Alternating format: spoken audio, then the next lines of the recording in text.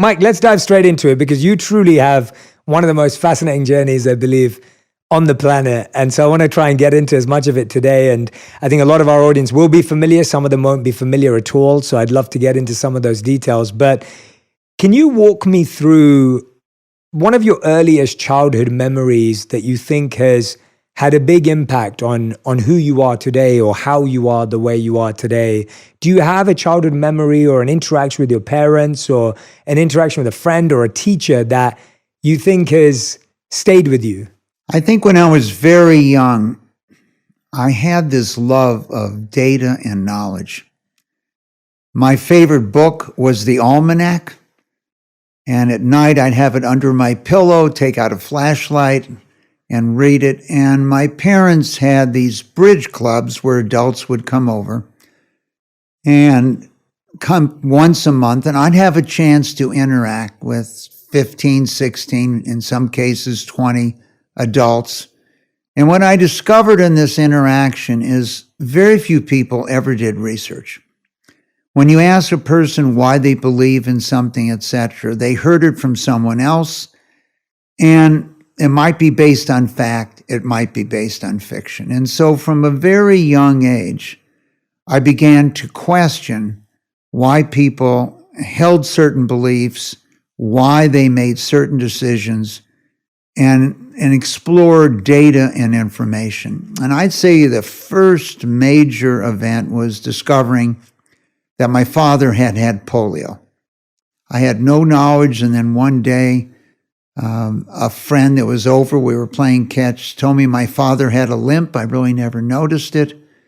And I was thrust into the world in the early 1950s of what polio was, what occurred, the understanding of it, the fact that in 1952 it was declared an epidemic, and the United States was worried that it would bankrupt the country having to build iron lung hotels to keep people alive. Well, a few years later, there was a solution, and there was a vaccine created. 2 people worked on it, and it became prevalent. But what I also noticed was that teenagers were not taking the vaccine, their parents, because they were worried the vaccine was going to give them polio. And so the end of the story was there was an individual who went on a very popular show in the United States called The Ed Sullivan Show that we used to watch. And more than a year after it was available, less than 1% of every teenager in America had been vaccinated. And this individual's name was Elvis Presley. And because it was okay for Elvis, afterwards, within 1 year, 80% were vaccinated. And so there was a lot to learn here from this. One, because you had a solution didn't mean people would adopt it. 2, the fact that this was considered something that was going to bankrupt the country was obviously proven wrong. Numerous people were affected by it, but I think at the peaks, only 62,000 people. And this has repeated itself throughout history of people telling you the world is coming to an end. It's not going to come to an end, and science coming to the rescue. Wow. Yeah. Incredible. I'm so excited to dive into so many of those ideas that you just mentioned there throughout the course of our interview. I want to go back to that position of you starting out. You came from a modest background, and you've had lots of successes and then valleys in your life, peaks and valleys. If you walk us into the direction of your first peak, did you always set out to be financially successful when you first created that first success in your life? What was would you say, the key principles that you used in order to manufacture that first success that you had? I did not plan to go into the financial service business. I wanted to run the space program. And I was totally infatuated when Sputnik went up. It was a catastrophe if you read the headlines in the United States at the time. There was the middle of the Cold War. Now, quote, Soviet Union had beaten the United States into space.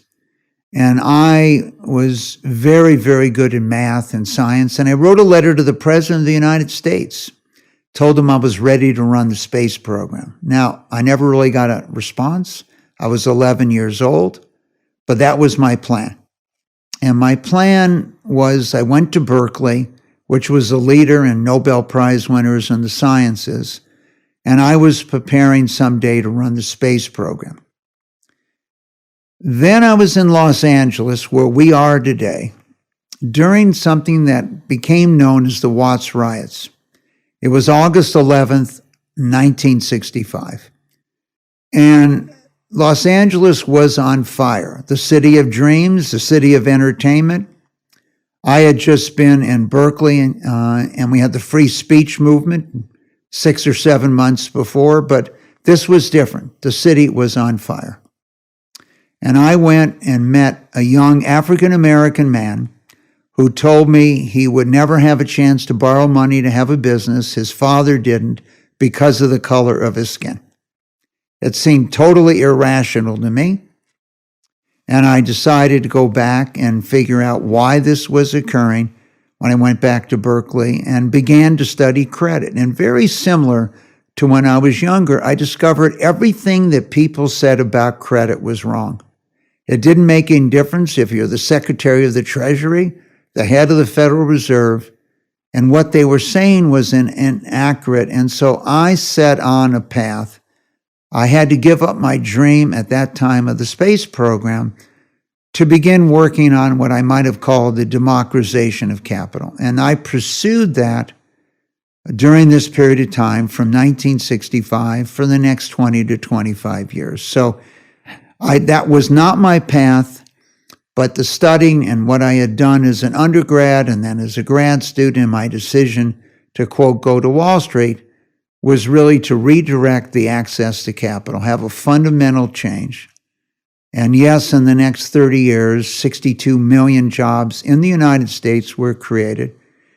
There's always a backlash. As a physics major, for every force, there's resistance. And so changing the financial system at that time, many people wished that I didn't exist. The idea that you were a large company and you had access to capital and the others didn't. So there were 500 investment grade companies and tens of millions of non-investment grade companies. Well, once you empowered them and created financial markets, we discovered 62 million jobs were created in non-investment grade companies and -4. So there was a lot of change. Today, there's hundreds of firms headed by people that work for me. And I would say those structures are the basis of modern financial markets around the world. But it is not unusual. At one of our scientific retreats in the first part of this century, I was in the back of the room and I invited 2 young people from Australia to come and speak. And they commented that everything you thought about ulcers was wrong. Everything they were telling you about ulcers. And these 2 senior scientists I had there in the back of the room, one turned to the other and said, "Who are these yobos? They didn't even go to a good school." Well, 4 years later, these yobos won a Nobel Prize. So challenging conventional wisdom and theory, I think, has been something I've tried to do as you try to move forward, create jobs, solve medical problems throughout my life. And it goes all the way back to my little almanac and discovering my father had polio. One thing I'm noticing from your answers is that you have this keen ability to spot patterns and analyze patterns.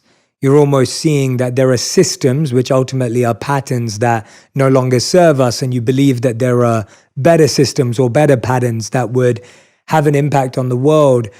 And you also have used the word study a few times in your first few answers. And I think there's this big difference between academic study and pattern study. And I find that the most successful people in the world are great at studying patterns.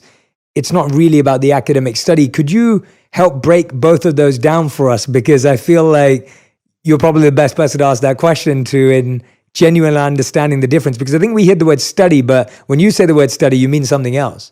I would say extremely insightful. So we could say there is inductive reasons, there's deductive reasons. The very first speech I gave on Wall Street was the best investor was a social scientist.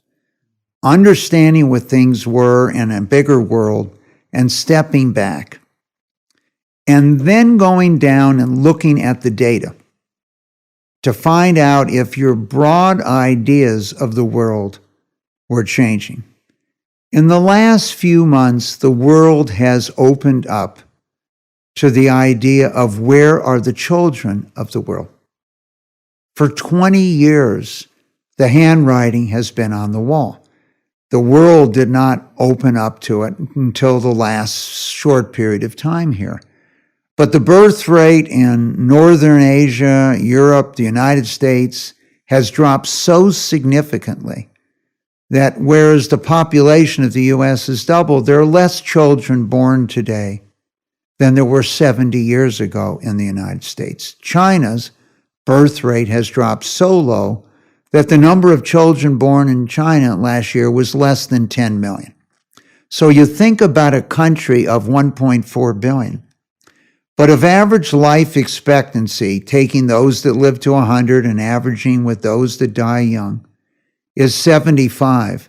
If you have 10 million children born a year and you multiply it by 75, that's a population of 750 million, not 1.4 billion. And so as people think about things, we've had more people dying in Japan now for a very long period of time than are born. And so they have a decreasing population. In most of the developed worlds, the birth rate is below replacement, but this has not been going on since the pandemic. This has been going on for a long period of time. And so when do you see it?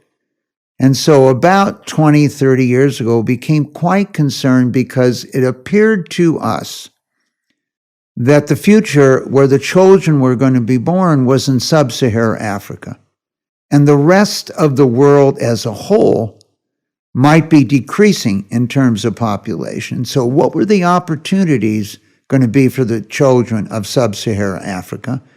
And today, in 2023, more children are born in Nigeria than all of Western Europe, Eastern Europe, throw in Russia, by a substantial amount. And more than twice as many children are born in just Nigeria than the United States. So people are looking at where you are here. Now, when I had my little almanacs, I was too young to know that if you matched one almanac against another almanac, you were actually getting the first derivative. You were measuring change. And then if you had a few of them, you were measuring the rate of change. And so I think when answering your question, you have to look at the broad social implications and what is occurring. Then you have to ask yourself, do the systems that currently exist fit where the world is going? I then, if I had 4 almanacs, could calculate the second derivative, the rate of change. And I would say this is prevalent in medicine. You could be diagnosed with cancer. Is it a slow-growing cancer or is it a fast-growing? In the case of melanoma, it doubled every month if it was advanced. So 1 billion cancer cells, 10 months later, are 1 trillion. Other cancers are very slow-growing, so you could take your time to address it. And so understanding the rate of change, and today, what's happening in the world and where the children are born and the facts that they're going to need opportunities, they're going to need jobs, or we're going to see 1 to 2 billion people on the move. So the question is, how early do you see that? And one of the exciting things about medicine today is in the 1980s, there was this idea that everything was in your blood. Well, you didn't know what to look for. You couldn't sequence. You couldn't do anything. So might be there, but I can't find it. Now, today, we now have tests that can measure the waste, the DNA leakage in your blood.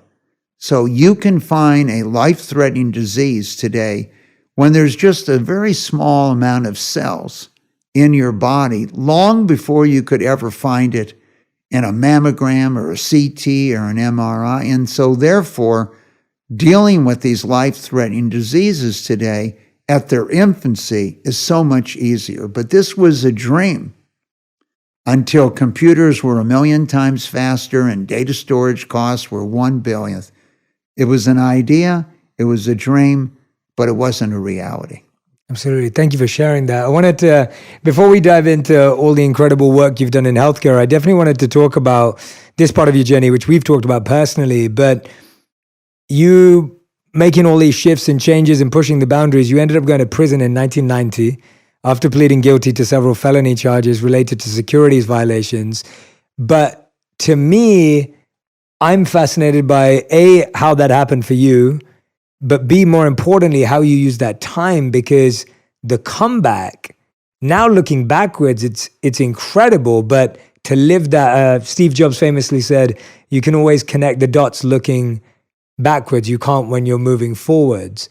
I just can't imagine someone who had such a vision, someone who had such incredible ideas to challenge the status quo, ends up having to go to prison. Walk us through, first of all, how did you end up there? And then we'll talk about what it was like there, because I think that's just such a interesting part of your journey now looking backwards. Well, I think that issue, there was an unusual period of time. And once again, a complete revolution in finance. There are many points in history where you've had people that were presidents, went to prison, Brazil today, and are now the president of the country again. So when the president gave me a pardon, he commented that these things were never crimes before. They've never been crimes since.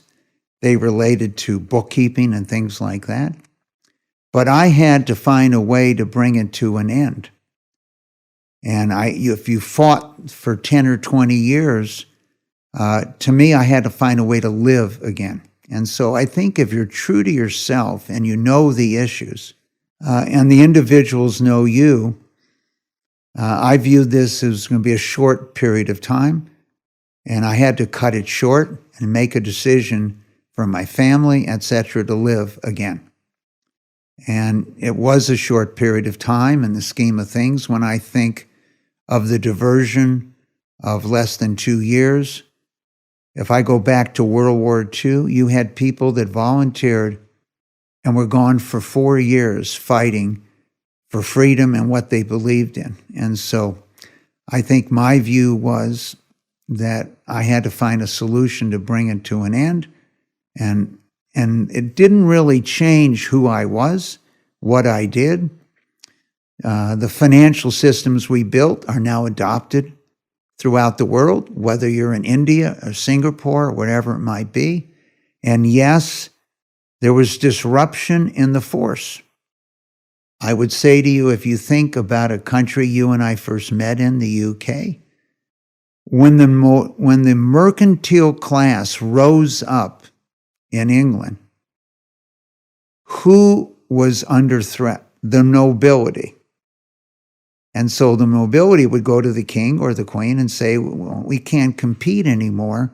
What are we going to do? But the old financial system didn't really meet the future needs of the world. And so, yes, I spent time thinking. I got to tutor individuals, help them get their education.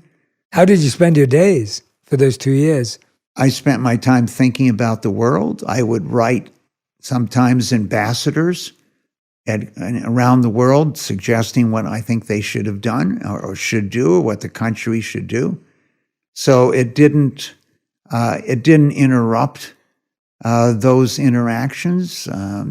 It didn't stop our philanthropic efforts, etc. I did get to interact with a group of people. At that time, the group that was in the prison camp, this was a very low security area, were primarily there for drugs, marijuana, ship captains, and other types of things. And so It was a period of time I was able to interact with my family. I think anyone that's separated from their family, and when I think back to those people that went and fought in World War II in the 1940s, that might have been separated for 4 years, their only way of communicating with their family was through a letter.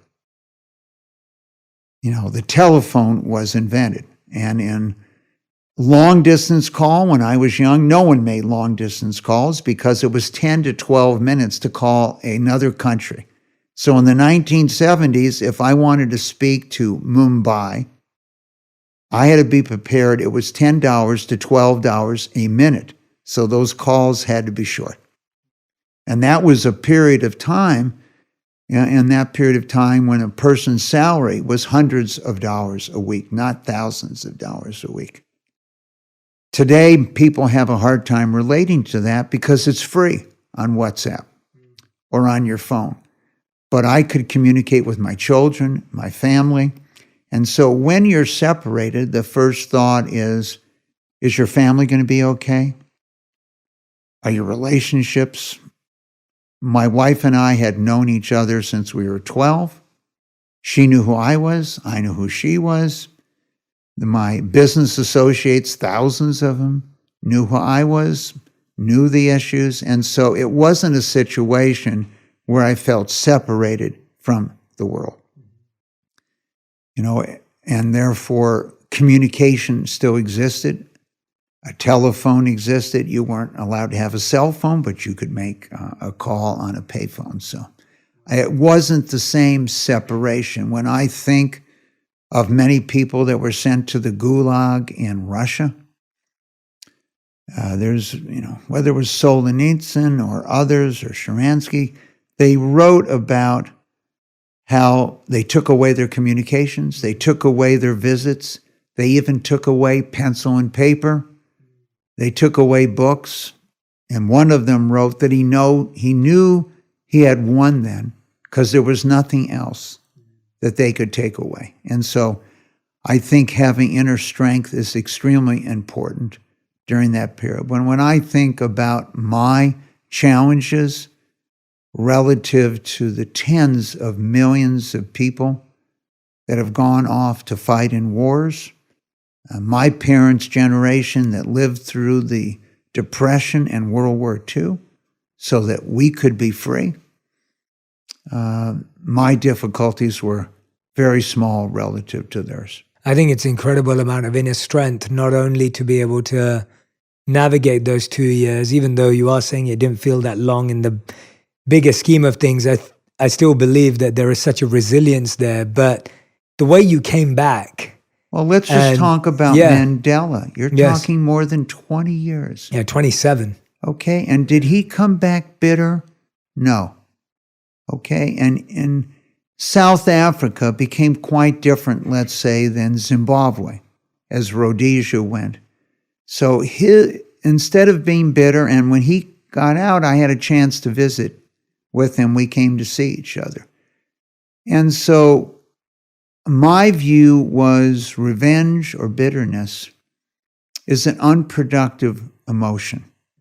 If you have something to give and focus and build, you have to focus going forward. You can't sit and focus on the path.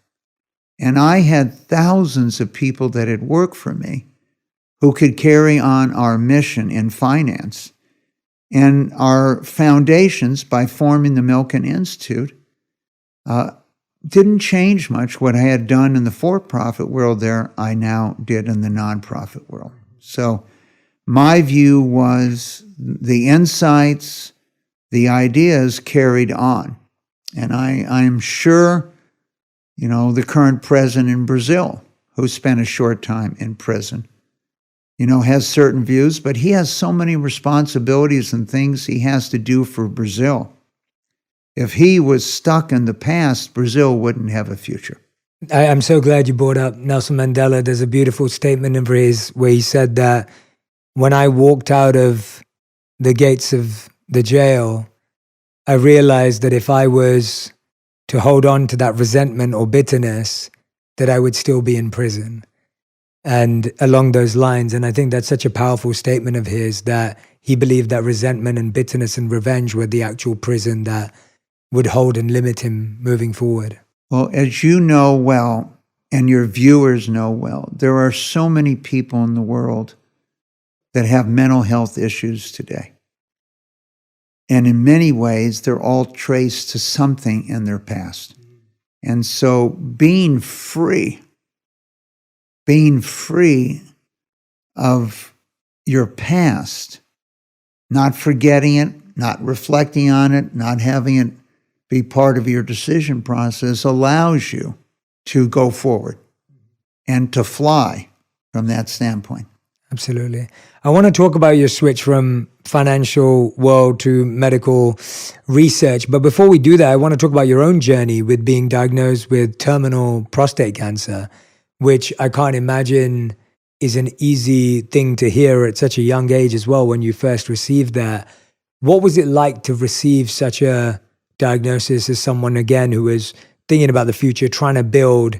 Were you someone who was quite focused on your health as well, or were you somewhat negligent because you were focused on work? And how did it feel to hear that? I would say to you, I probably had one of the least healthy diets in the world until that day I was diagnosed.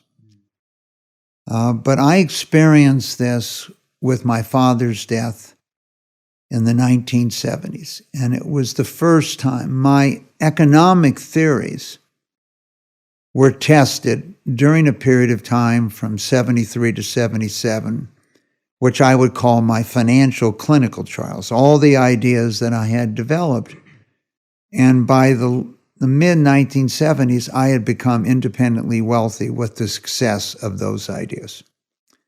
And most of them, 90% of the people, believed we were headed to this financial depression again, and my views were, no, we weren't in history. So, but I could not save my father's life from melanoma. And it had a significant view here that it was the first time in my life that I could not solve a problem. I could help rebuild a company. I might be able to help rebuild a country financially, but I could not find a decision. I visited all these senior people, and I went to the major medical centers, traveled with my dad, and I concluded by 1976 that science could not move fast enough, no matter what I had done or could do, to save my father's life. So I had made the decision then to move back to California so that my two children, my wife Lori and I, two children at the time, would know my father before he died. And he died about 9 months after we moved back to California. And then I moved families, etc., thousands of people back to California. And so this has stayed with me. I've lost 10 relatives to cancer, and my diagnosis was worse than theirs. So obviously I'm now reflecting, what am I going to do? And when it looked like I had 18 months to live, you have to figure out, what could I do different than they did? And the first decision I made is I would focus on anything that's reversible. So for 2 years, I did not eat anything except fresh fruit and fresh vegetables. I had no idea whether it would benefit me, but I figured it wouldn't hurt me. And none of my relatives or friends who had died from life-threatening diseases had ever changed their diet.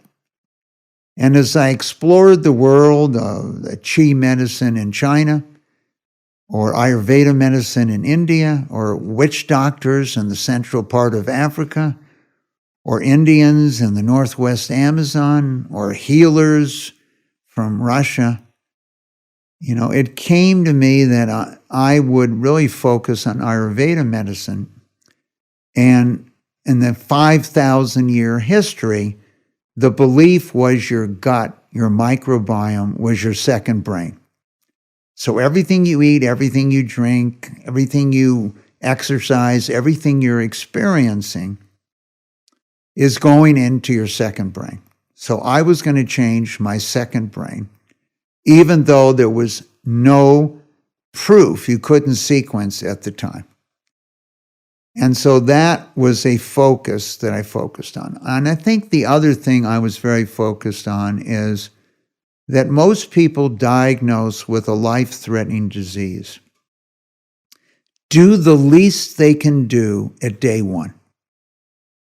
And if it reoccurs later in life, they do everything they can to stay alive. But if you had done more at the beginning, then you would have had a better chance. And so once I had driven my cancer burden to what appeared to be zero, I then made the decision to have radiation, whereas someone else might have done nothing, because I figured the burden was the least. And so I set off on this journey thinking about my father and my relatives and friends, and I had a bunch of friends that I had interacted with that had passed away, that how could I accelerate science? So first, I could try to change my body. And at this time, we weren't talking CRISPR. We weren't talking about a technology that could change your genes.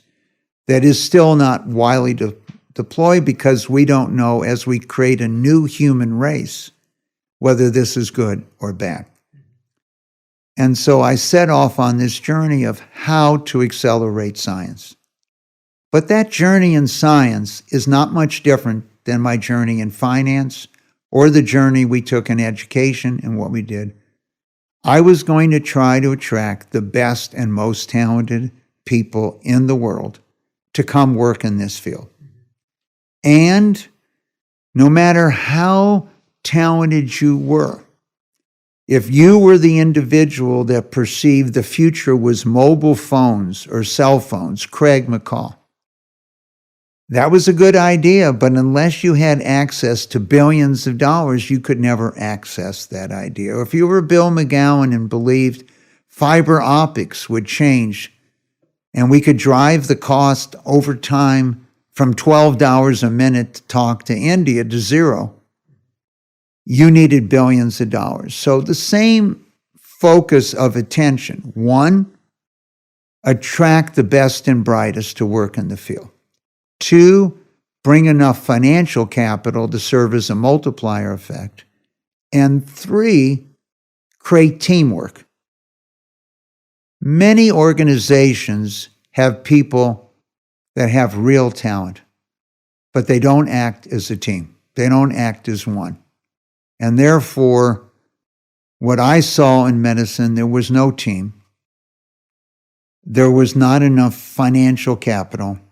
And many of the brightest people were not working in this field. So those were the first levels I was focused on, but that was no different. In education, we had created a National Educator Award to attract the best and brightest into the field. And finance had searched out the world's leading entrepreneurs, provided them capital and advice, and helped create teams for them. So that was the revolution that began in '93 in healthcare and medical research. And I faced just as much resistance as I did in the financial revolution. The first comment was, prove it. Well, in 1993, you couldn't prove anything. I could show you anecdotal evidence that in places of the world where people were plant eaters, China, not meat eaters, that the incidence of hormone-driven cancers or diabetes was far less. And in places that we had different diets, fast food diet, it was far more. So yes, there was anecdotal evidence, and so they said, well, prove it. Well, you couldn't sequence the human genome. You couldn't do anything in 1993. And Francis Collins, who I met in '93, set off on a journey to sequence.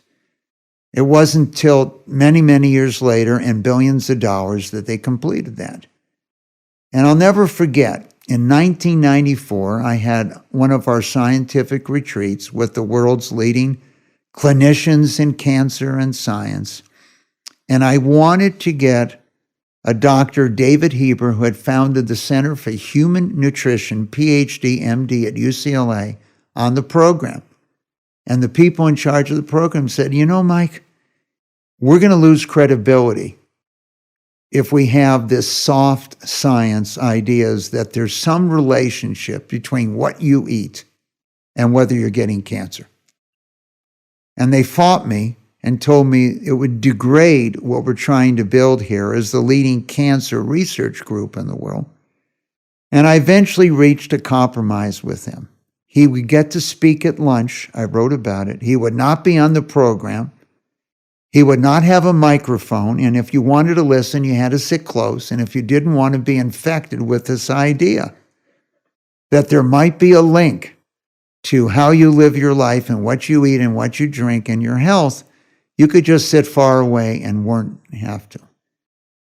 25 years later, Jay, 25 years later, I went to our scientific retreat. I was not in charge of the programming. And maybe 20% of every session over 4 days was cancer and your microbiome. So initially putting forth ideas that challenge the status quo, whether it's finance, whether it's education, or whether it's medical, are challenged. Later, they're accepted, well accepted, and anyone could have thought of that idea. Yeah, no, it's so fascinating because I feel like coming from an Indian background and my wife being an Ayurvedic health counselor, and you're so exposed to the idea early on that your gut health is such a big part of your overall health. But you're so right that until we see it in the research and the science and beyond the anecdotes, we don't fully comprehend these ideas. And so you're accelerating that research now. What would you say were the biggest challenges you saw when you entered the medical field in research and in our treatment of diseases? So I had entered the field in the early 1970s for 20 years, but I was primarily a donor, etc. And as I mentioned, science was not moving fast enough to save my father's life. So I, in 93, decided I couldn't help others if I couldn't help myself. And I first had to survive. But there were those three elements. One, teamwork, partnership. So I went to this MD Anderson, and the two leading cancer centers off and on rated in the world were either MD Anderson or Memorial Sloan Kettering in New York. One in Houston, one in New York. And I noticed there was no one from Memorial Sloan Kettering at the cancer conference in Houston. And I told the person putting the conference on, why is there no one here from Memorial Sloan Kettering if we're trying to accelerate research? And he told me he viewed Memorial Sloan Kettering as a competitor. And I told him not to the patient. So therefore, once we promised funding for research in this field, we would only fund if you shared all your data. And I eventually got on my board Andy Grove, who was the CEO of Intel. And we worked on, this is early technology with computers and connecting, that we would connect all of our researchers digitally together.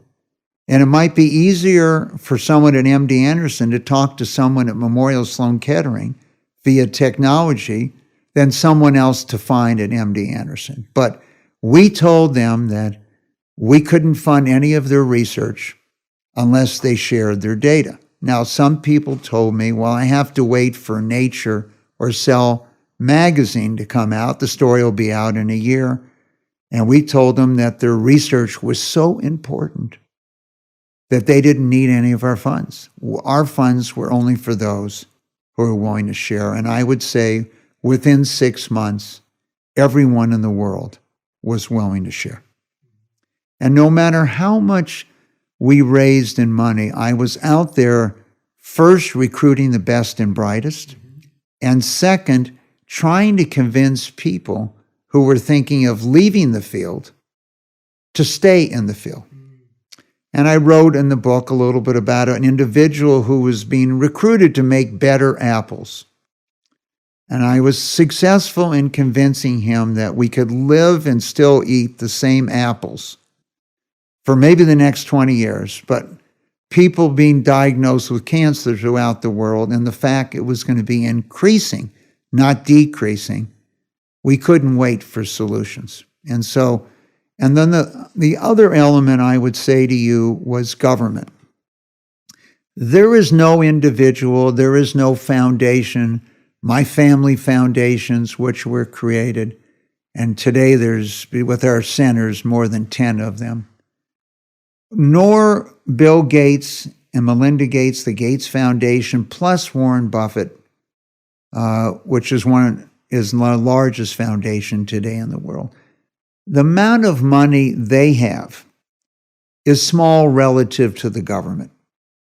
So if you can redirect the funds of the government, you now have access to hundreds of billions of dollars that could be redeployed.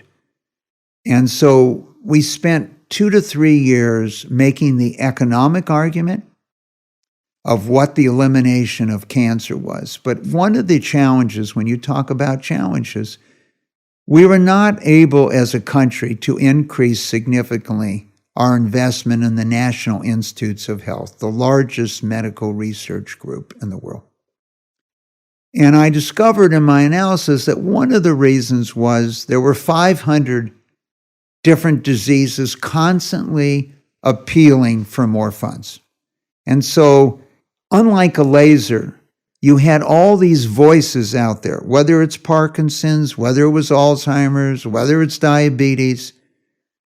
There wasn't a focused request. And so, beginning 2 years later in 95, I went to the various disease-specific groups and said, if you will stand down,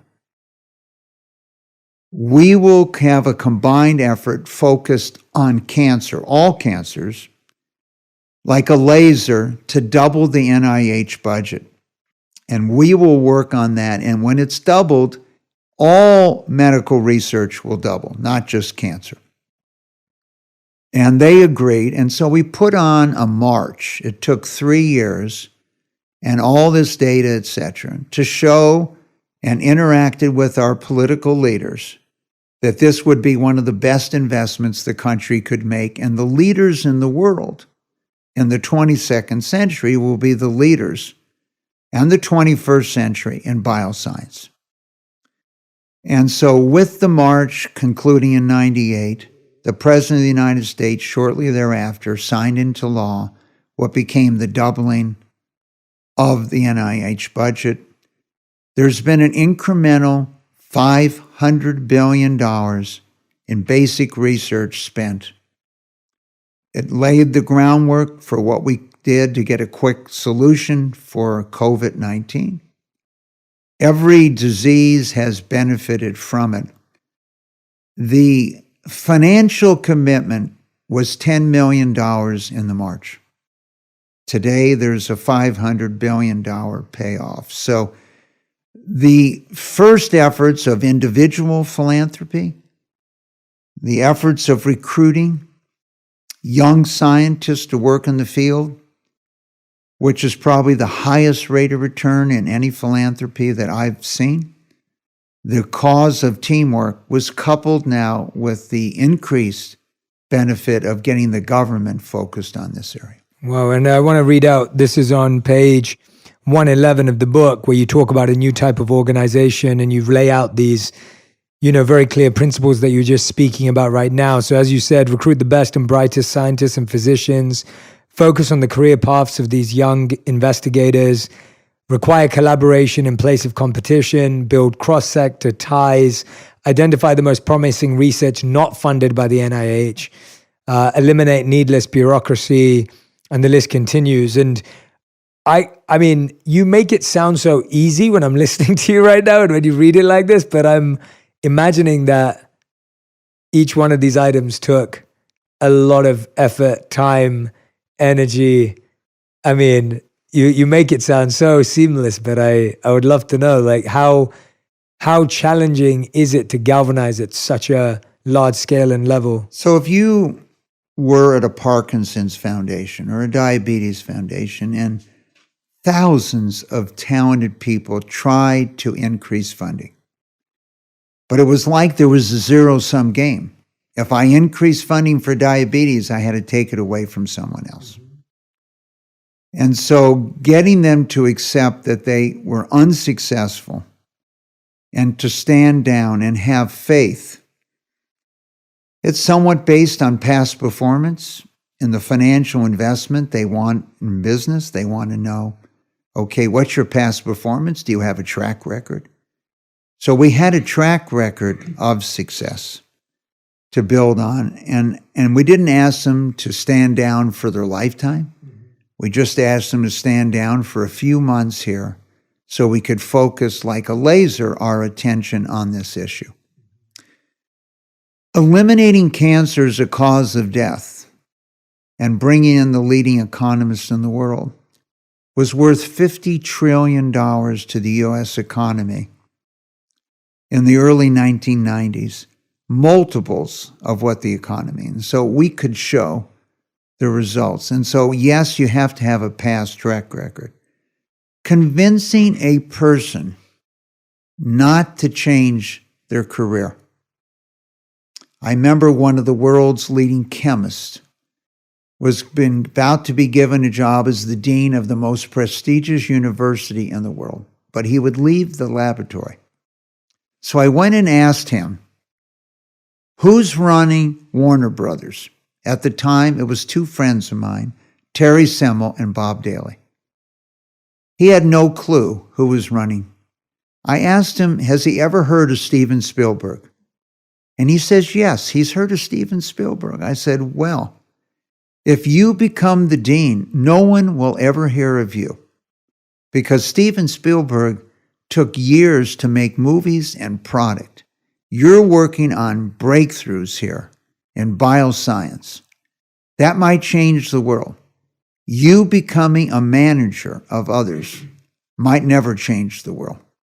And so luckily, he decided to stay. When you think of young scientists, the hundreds or thousands that I've dealt with, you graduated high school, you were 17 or 18 years old. You're now 31 or 32 or 33 years old. You've gone to medical school. You got a PhD. You had fellowships, residencies, internships. And now you're ready for your own laboratory, and there's no money. It's very easy to make the decision to go into industry, family practice, and give up your basic research. But if we can greet you at that time and give you your own laboratory and get the institution to match for $100,000 a year for 3 years, you've changed the career. And whether it's in our Melanoma Research Alliance or whether it's in our Faster Cures group for all life-threatening diseases, or whether it's in the Prostate Cancer Foundation, if we have 25 young scientists and they each are going to work for 40 years, by funding them at $2.5 million for the first year, and each year you've bought 1,000 years of their time. And when I look back over the 30 years to all these new therapies that have been created, you will find a young scientist, a young person there. It's very interesting. At the National Institutes of Health, the first age that you get an award is 43. If you look at who's won Nobel Prizes in science, most people have won for an idea they had when they were within a few years of school. James Watson was in his 20s when he put forth this idea that we have genes, etc. You know, so many, Einstein, I think, was 23. And so the idea that you're going to school and you're studying and you've now spent 15 years after high school, and now we're going to tell you can wait another 12 years. It's ridiculous. And so the system really was not prepared for the fact that we needed to get the best and brightest and divert their careers younger.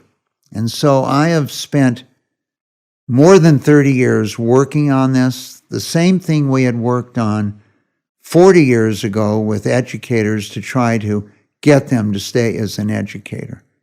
When you go to India today, people are so confused today that think India is like China. There were 23 or 24 million children born last year in India. There were 9 to 10 million born in China, more than twice as many children. Today, there are more than 200 million more children in India than in China. China is more advanced digitally, but there's very few countries where the competition for education, today, is more significant. And they also have a belief in healthcare, not based on modern technology, but 5,000 years of anecdotal experience. So yes, our theories that your gut have been proven to be true with modern sequencing technologies. And this year, they've just approved giving the microbiome of one person who responded well to treatment to another person that didn't respond well, admitting that because they have a different gut, they're going to respond well, and how their genes are expressed or how the therapy they're given is going to be expressed differently. But in India, you had 5,000 years of experience of if you did this, that happened. And when I went to the northern Amazon, northwest Amazon, here I am dressed head to toe, and I wrote about it, all in black. And our Indian guide has a pair of shorts on, and that's it. He's immune to everything. I'm not immune to anything. And he takes me over and he says, well, we use this bush against malaria, and we use this for this. And he shows me this, and he says, if we ever get separated, you can hack this bush and drink the water inside. But then he goes and he tells me, but don't drink the water in this bush, it could kill you. So they both look the same to me. Okay, both of them. So I got a rope and we tied it around his waist and my waist so we would never be separated as we were hacking through the jungle. And so I think the world today is adjusting to what have we learned over thousands of years that we didn't take in consideration. And the environmental movement, the effort here in healthy human, healthy planet, is totally interrelated. Absolutely. What have you found as your, I guess, the things that you're most happy about that prove to you the research is going in the right direction? What are you pointing towards as successes or solutions? Well, let's just talk about two that the world has full knowledge of. HIV/AIDS, the number one talk show host, not the number one healthcare podcast in the world. In 1987, Oprah Winfrey goes on television and tells the people of America that 1 in 5 are going to die from AIDS in the next 3 years. That's based on her work. Well, unfortunately, many people died, but we didn't have 80 million people die. We had tens of thousands. And the cocktails and the antivirals that were created. So when one of the most popular people in the United States, Magic Johnson, announced in 1991 that he was diagnosed with HIV and he's going to have to retire at his peak of his career from the NBA, most people, including myself, thought he might not make it. Today, he's a friend. He's participated in our Faster Cures effort. He's bigger than life. His smile is bigger than life. It's 32 years later. Where do we see it the most when you say where are the results? Look at sub-Saharan Africa. 2/3 of everyone with HIV and AIDS lived in sub-Saharan Africa. If you wanted to go work there, they wanted you to work. 30 years ago, they paid you combat pay out of fear that you could be infected. Well, today, the chance of a woman with proper care passing AIDS on to her children is 2%, down from 95. So the population of sub-Saharan Africa is growing. Children that were orphans are no longer born with HIV. People with HIV and AIDS are living today, not dying. And what did we just see in the last 3 years during COVID? The leaders in the state that you and I are in today, California, told Californians that 1 in 2 Californians are going to get the disease in the next 3 months, and that 5 million of people in California will have to be hospitalized, but there's only a few 100,000 hospital beds. It was a catastrophe. More than 1 million people died in America, more than 10 or 20 million worldwide. But it wasn't 50% of the population. It wasn't 10% of the population.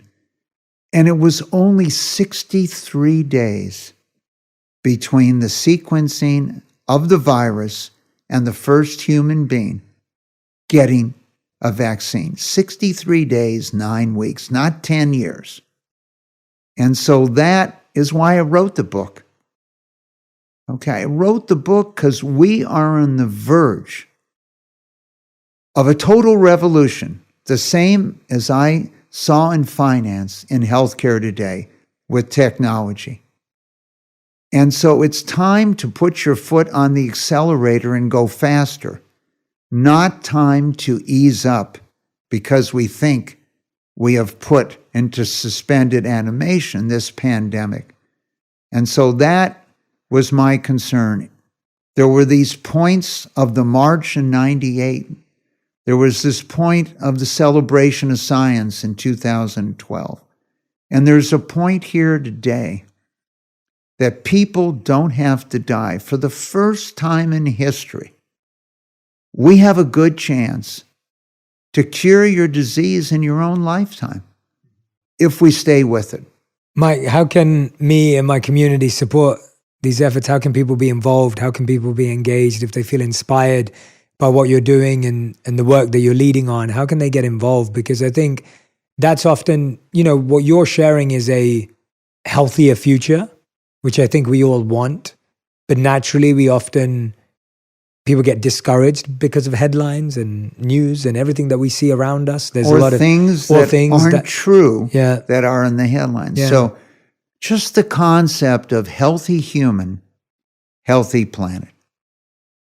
Such a large percent of the earth today is devoted to raising animals, 70 to 80 billion animals for humans to eat.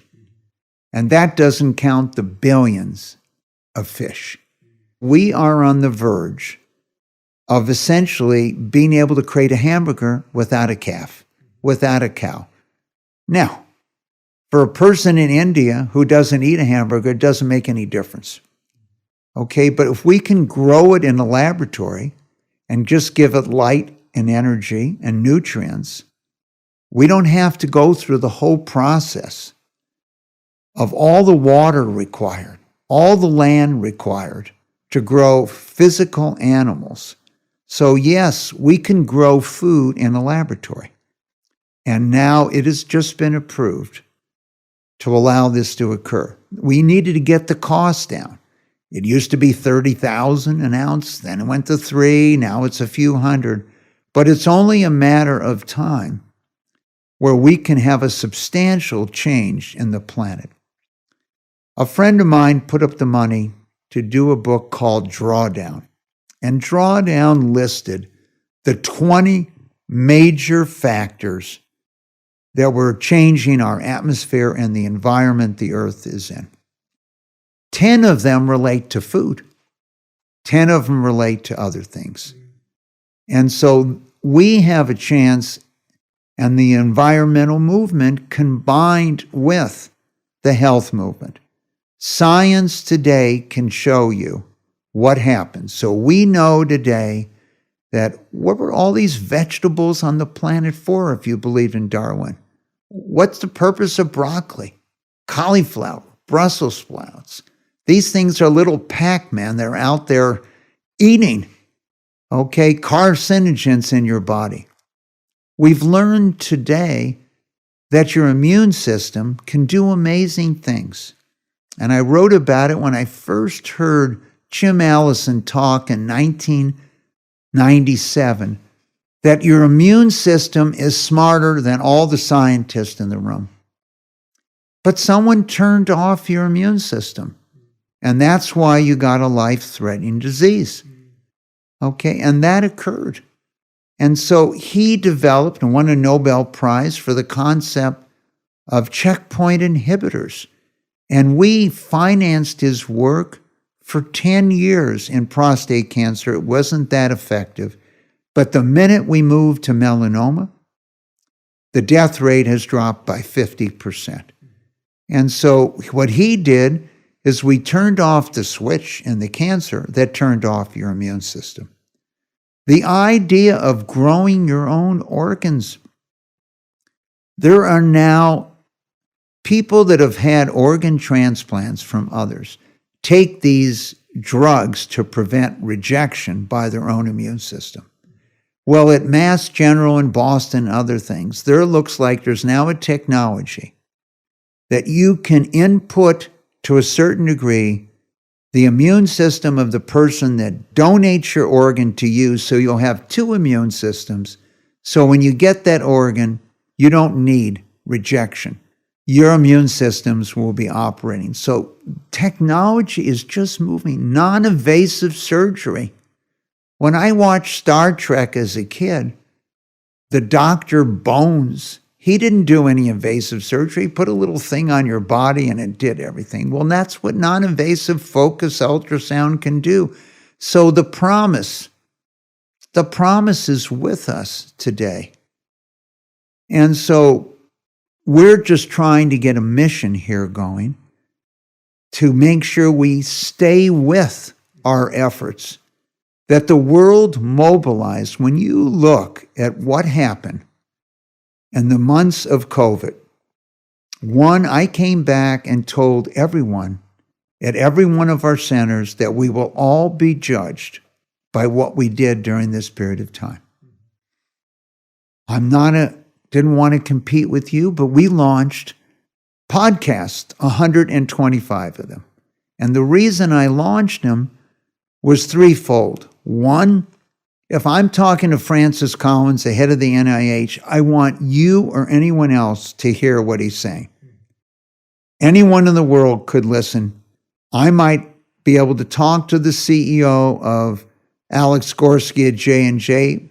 Most of the people couldn't, but you can listen to the conversation. Two, by talking to them, I can encourage them maybe to take action they wouldn't have taken. So when I first spoke to Alex Gorski in April on this podcast, he was talking about maybe going into clinical trials in January of 21. And so my comment was, why not July? Which he ended up doing, and it was approved by January. And so the third effort was to see how people were coping. So if I talked to the largest employers in the world, who had employees all over the world, what were they doing in China, Italy, etc., that you might be doing in the United States? If you were responsible for thousands or tens of thousands, or in the case of a Walmart, millions of employees, what are you going to be doing? And when I spoke to the CEO of Target, he told me that he was protecting their employees. But what happened was when people who lived in small living units, apartments, came into the store with their kids. The kids were running all over the store. And so how are you going to protect the kids, and how are you going to protect your workers? And so this had to be done in a short period of time. Today, I'm no longer doing podcasts. I'm deferring to you to tell the world. But for me, I meditated. It made a big difference, I think, in my outcome. I went to the leaders in immunology in the world, and I discovered the smell of the seashore and the smell of certain kind of trees, sequoia, cedar trees, seemed to energize my immune system. And so when we think of the senses, smell, taste, touch, all of these come into play in rejuvenating your body. So I used to sit at high tide and smell the seashore. Why did that energize my immune system? I have no idea, except we came out of the sea. So maybe that was returning to the sea. And the smell of the pine needles and things like that, maybe it was relating when I was young with my father. So I don't know, but my view was we don't use all of our senses. And we understand one of the things that Ayurveda brought me was understanding of so many different elements of touch. So I had a chance to see things that I never thought I would see in my life. I visited a man in China, doctor, who was over 90 years old, and he told me if he came out of the mountains, he would die. But when he put his hands on me, he could create such unbelievable heat. How did he do that? I have no idea. Okay? But it gave you a chance to experiencing different things. And just like the two young men from Australia who challenged conventional wisdom, and the first reaction was, they didn't even go to a good university. Why should we be listening to them? And then a few years later, everybody accepts it. And so I've found these similarities in my life, whether it was in finance, whether it was in public health, whether it's in medical research. But it all comes back to the people on your team. So when I was in India, if India is playing Pakistan in cricket, nothing else is going on, okay? They could be arguing and fighting about anything, but you have to take time out for that game. And so there are things that focus your attention. And part of this effort is this concept of healthy human, healthy planet. Yes, technology has solved so many problems for us. But I think what I've tried to do, particularly in the last 30 years, I've gone from an extremely unhealthy diet, okay, to an extreme for the first 9 years. I got my Ayurveda massages twice a week for 9 years. And so I was willing to do things that I would have scoffed at in the 1970s, 60s, 80s as way out there. Okay, but today I'm visiting with you today.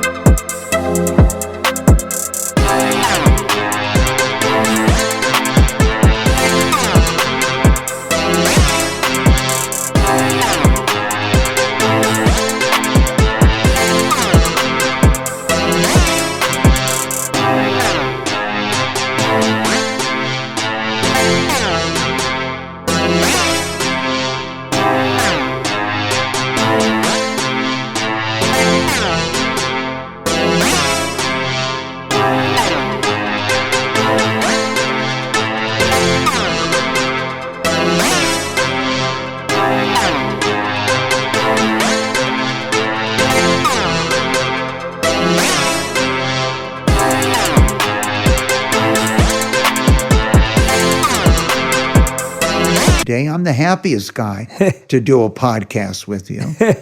30 years later, because I changed. The world changed. And going forward, we're going to have to make more changes, more adoption of things. It's very hard. It's very hard. In the United States today, we now have this, quote, diabetes pill that apparently controls your appetite and your weight. Okay, so Ozempic, yeah, so it's a lot easier than having personal discipline. For me, I ate more hot dogs, I believe, than anyone except those people that win the Nathan's hot dog eating contest.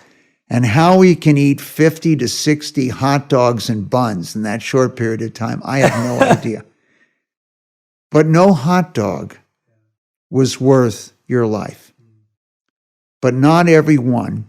And what I found, most people don't want to be lectured on their diet or what they should eat or not eat. And when you discover things like a Nobel Prize winner, Elizabeth Blackburn, about what sugar does to you. So what happened when Mexico put a tax on sugar or Chile put a tax on? They increased their advertising as sales fell off. And the same thing occurs. Unfortunately, the developing world is subject to this advertisement and these addicted foods and drugs as they move around the world. In China, literally no one had diabetes 40 years ago. You didn't even study it in school. And now, people in China have the most number of people with diabetes in the world. And there's no way of regulating that at a government level or there's no way, because I agree with you. I mean, I think that we're all now becoming more and more aware of the amount of sugar in sugary drinks, the amount of, unhealthy fats and carbohydrates, the amount of, whatever it may be, or the amount of artificial, even in, speaking of plant-based foods, even the current plant-based, foods, they're not all healthy either. So is there no way to make sure that at a higher level that we don't even get access to this? Or is it just a discipline conversation? No, I think we will be there. The idea that you can take a cell from a calf, not a calf, but a cell. If we can find an animal that never was shot with hormones, more than 50% of all the drugs are shot into animals. So you might think that you're healthy and you're not taking things, but what you ate did. And so, but I think we'll have an entirely new food chain in 20 to 30 years. If you look at companies, the market has adjusted. And I wrote about it in the book. So at one time, Kraft was selling between $90 and $100 a share. I don't know where it is today. Call it 35 to 40. Wow. Nestle announced that they were going to become a health company. What was the market reaction, social media reaction? First, they give you diabetes. Then they're going to deal with it. They're 360. They create their own problems, etc. So Nestle went out and hired a CEO, not from the consumer packaging, but a CEO who had worked in healthcare. And they sold their candy business in the United States.